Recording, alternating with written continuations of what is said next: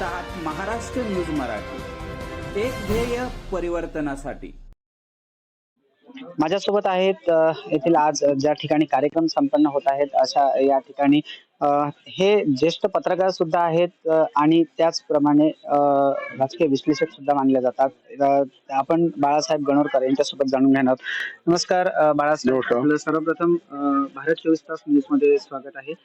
मला सांगा, ही जे विदर्भामध्ये लागलेली जी प्रथा आहे, पौष महिन्याच्या सुरुवातीला केल्या जाते आणि या मंदिराची ख्याती मोठ्या प्रमाणात आहे, काय सांगाल या संदर्भात?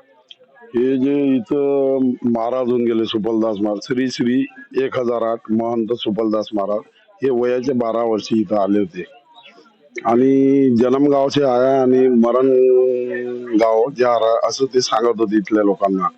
आणि त्यांचा जो कार्यकाळ आहे इथला, त्यांनी हे जागा सोडली नाही।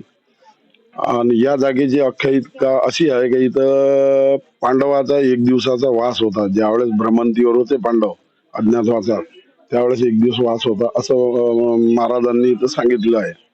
आणि महाराजाची जे कारकीर्द होती ते विज्ञानाला धरून होती आणि अंधश्रद्धा कर्मकांड हे कुठेही त्यांनी थारा दिला नाही।